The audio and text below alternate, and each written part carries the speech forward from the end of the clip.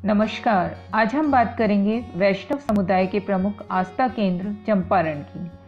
श्री चंपेश्वर नाथ मंदिर ग्राम चंपारण में स्थित है।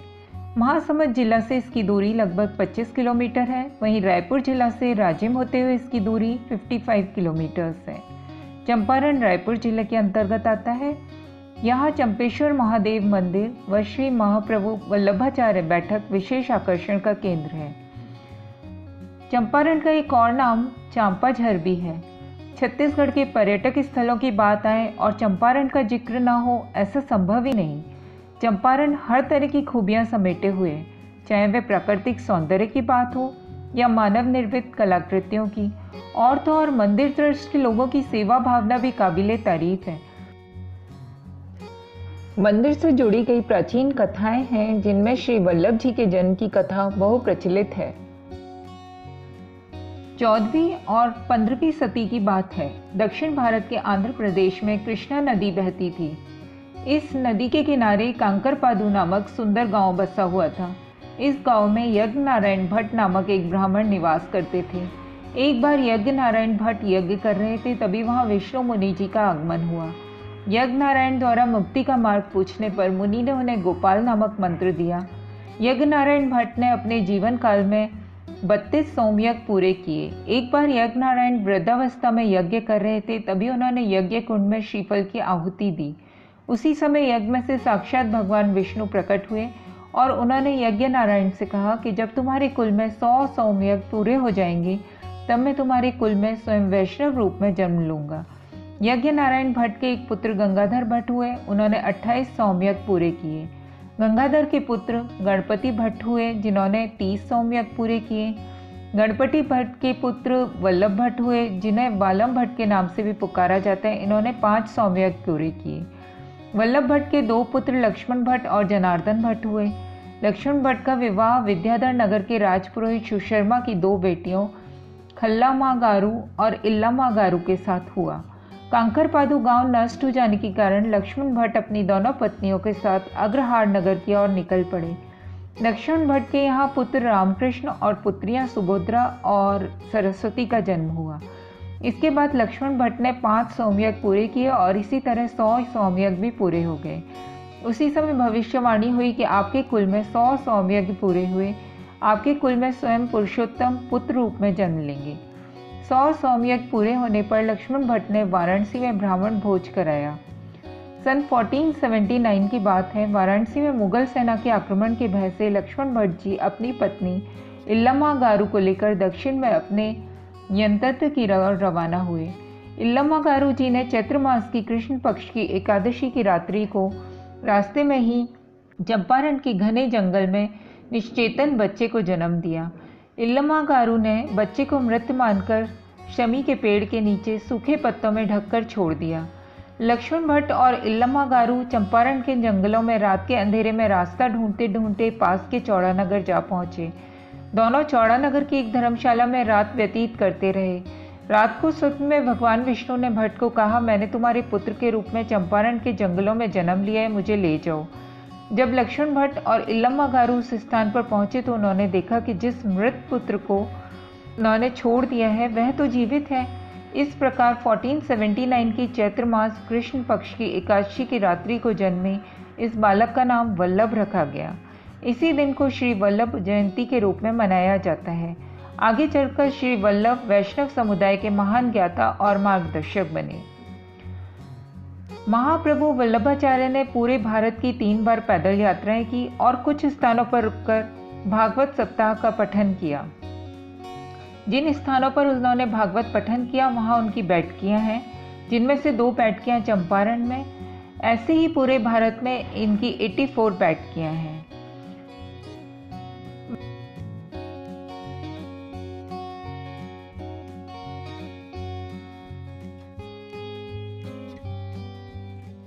इस प्रकार महाप्रभु वल्लभाचार्य जी की जन्मस्थली होने से चंपारण वैष्णव समुदाय के लोगों के लिए प्रमुख आस्था का केंद्र है।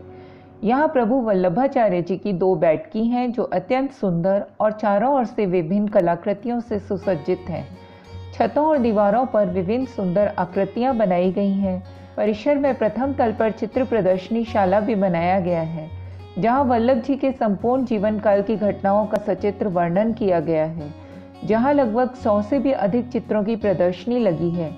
चित्रों का समायोजन यहाँ बहुत अच्छे ढंग से किया गया है। संपूर्ण चित्रशाला का रंग रोगन व साज सज्जा भी ध्यान आकर्षित करती है।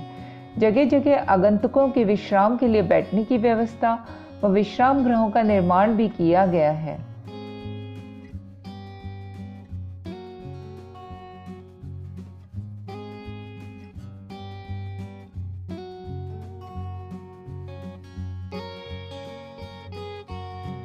यहाँ यमुना घाट भी महत्वपूर्ण दर्शनीय स्थल है। साथ ही घाट के किनारे यमुना जी का मंदिर भी निर्मित है।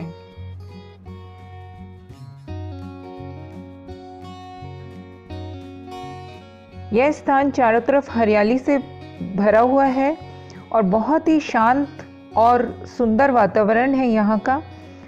यहाँ प्रसादी की भी अच्छी व्यवस्था है। लोग लाइन में लगकर जिसको प्रसाद खाना होता है वो उस समय से प्रसाद लेते हैं, उसके लिए इन्हें कूपन मिलता है और बहुत अच्छी व्यवस्था है इन लोगों की यहाँ पर। श्री चंपेश्वर नाथ महादेव जी का भी मंदिर है। इस मंदिर में गर्भवती महिलाओं का जाना वर्जित है।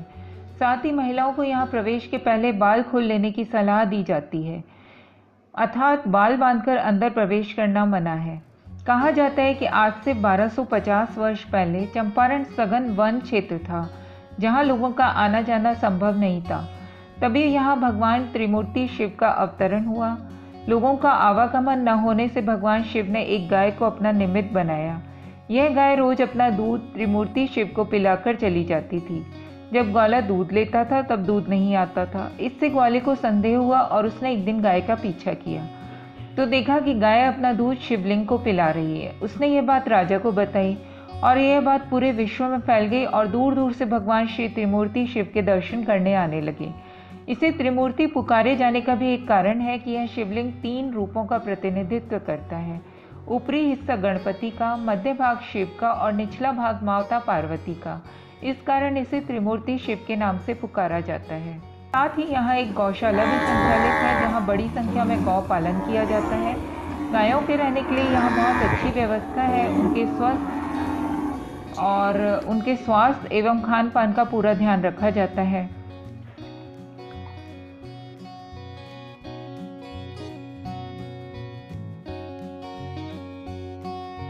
यहाँ हमें एक पंचवटी झाड़ भी दिखा, जिसके बारे में हमने वहाँ बैठे एक पंडित जी से बात की। माँ का बच्चा प्रभु जी जन्म इसमें लियो।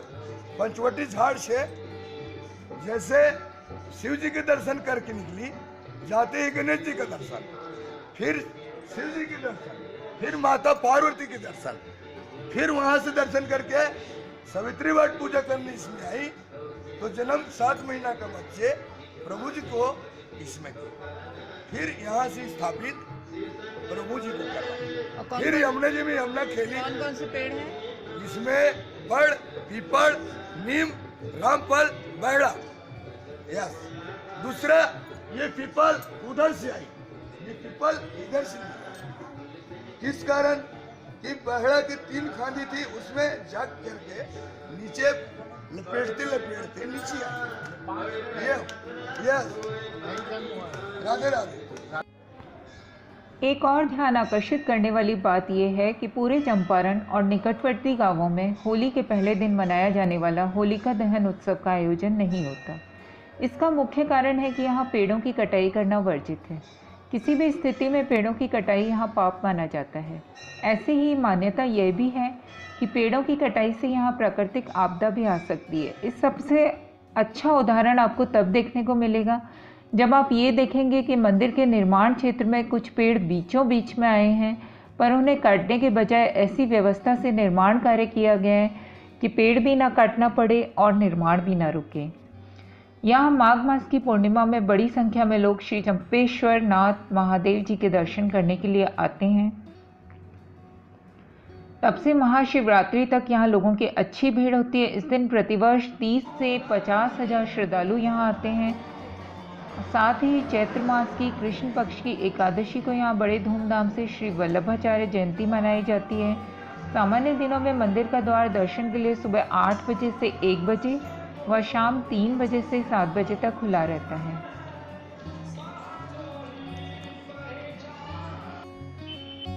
अगर आप लोगों को मेरा ये वीडियो पसंद आया है तो प्लीज़ लाइक, सब्सक्राइब और शेयर ज़रूर कीजिए और अपने कमेंट्स ज़रूर लिखिए। Thank you for watching.